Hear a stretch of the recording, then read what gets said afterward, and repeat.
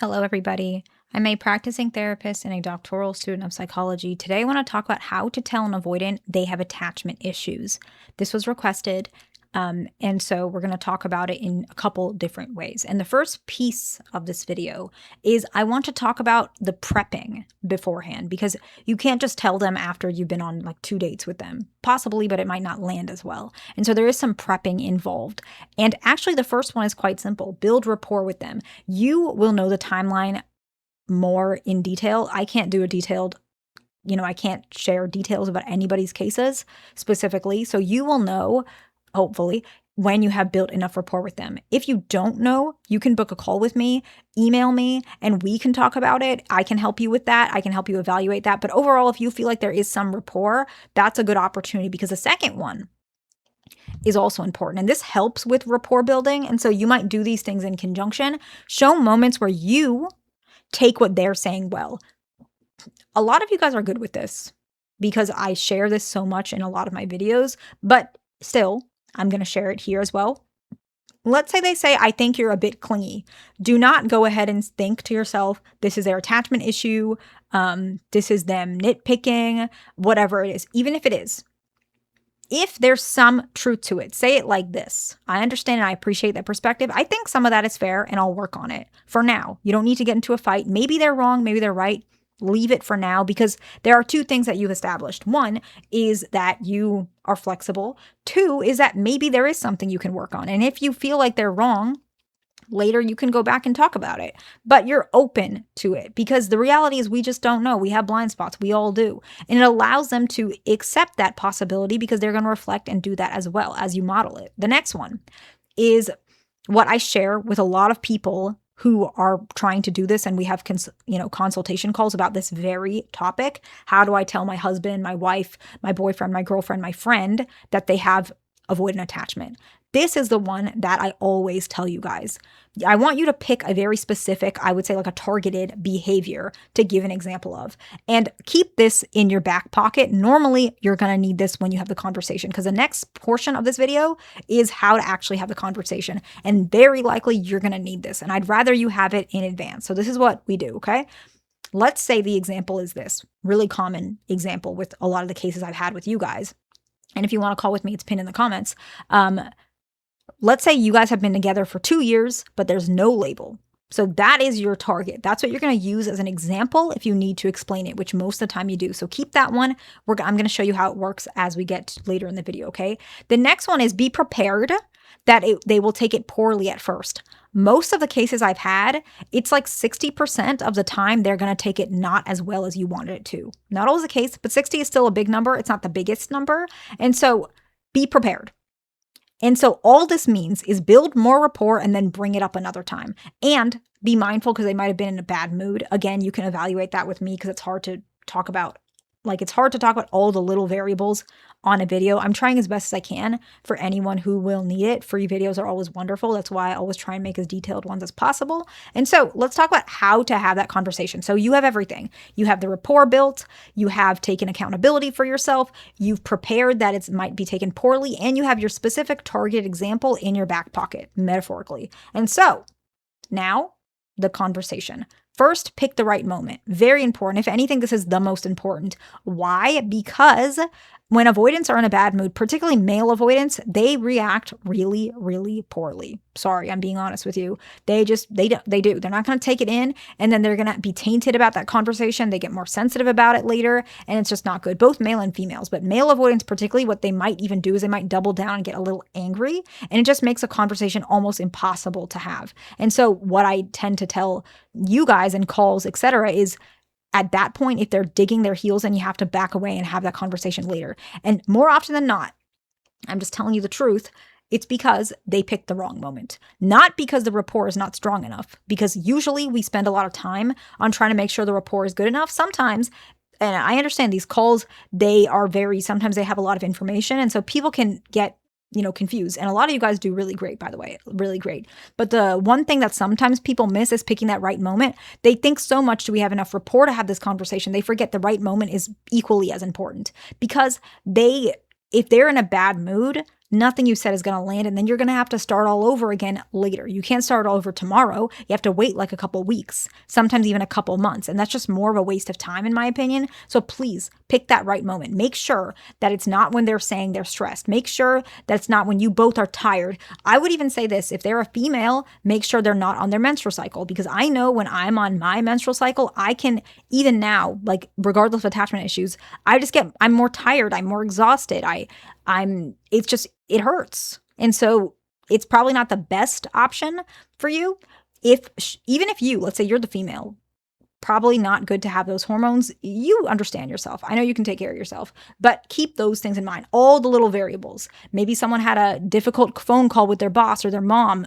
Try your best to pick a day where it's pretty good. It doesn't have to be perfect. Don't get too specific, but a pretty good spot in both of your moods. I would say also obviously a calm time, not during work hours. I feel like you guys know that. Privacy, and at least have the conversation for 10 minutes. I would say maximum you don't want to have it for over 30, because avoidance, the longer the conversation is, the more likely it's not going to land.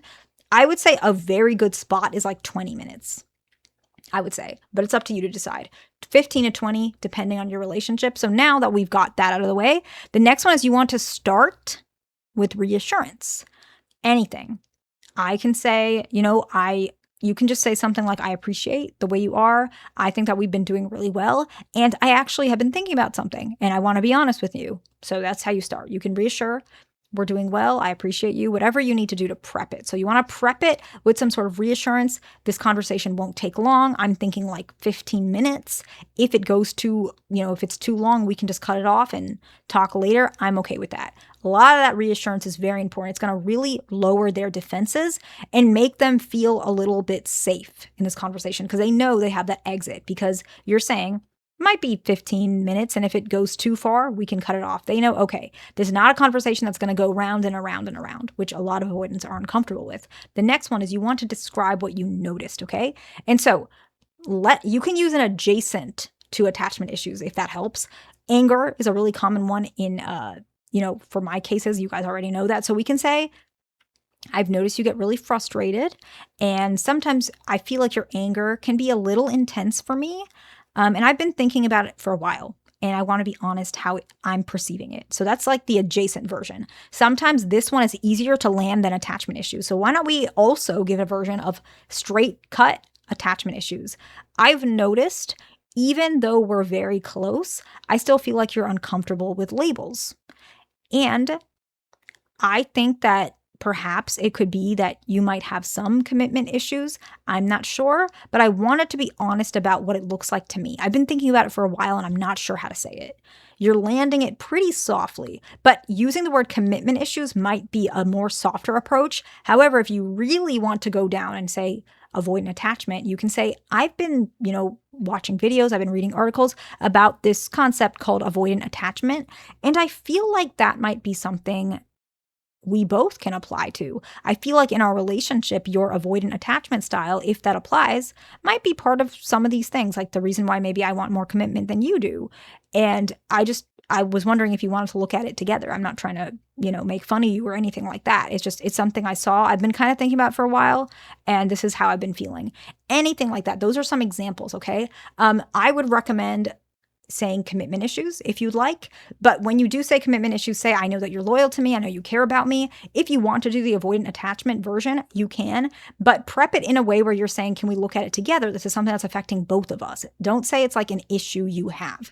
With the commitment issues, you can say it more specifically because the word is softer, as long as you mention it's not something about you. I've noticed this. However, if they have an adjacent characteristic, anger issues, they struggle with, they're impatient, they're uncomfortable with criticism, that might be your best option if this person is someone that you feel is incredibly defensive about their commitment issues, particularly, or their attachment style. That might be the best angle, because once you can narrow that and they resolve those issues, if they get angry really easily, really defensive, once they heal that, then you can go ahead and have the other two conversations, okay? And the next one is talk about your experience, especially if they argue. You might say something like, after, let's go back to the anger issues and we'll go to the other examples.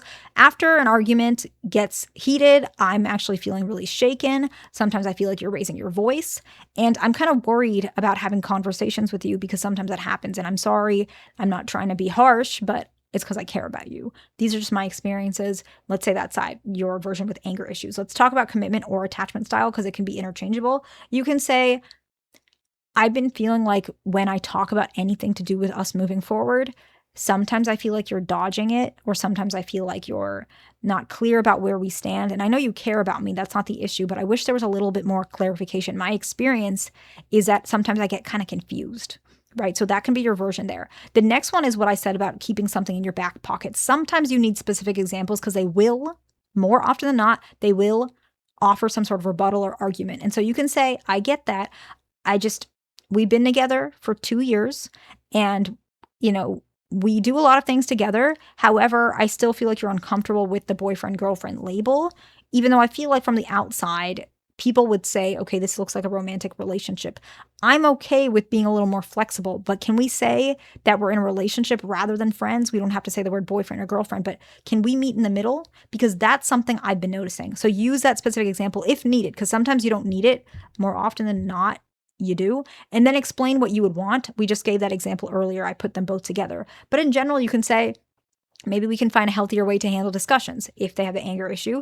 Maybe we can find a way to compromise on commitment a little bit more so we both get a little bit more communication and we both are learning something. Lean from it like that. And the last one is, if they do speak about whatever their perspective is, listen and hear their perspective. Don't shut it down, and be patient with them because they might not be ready to hear what you just said.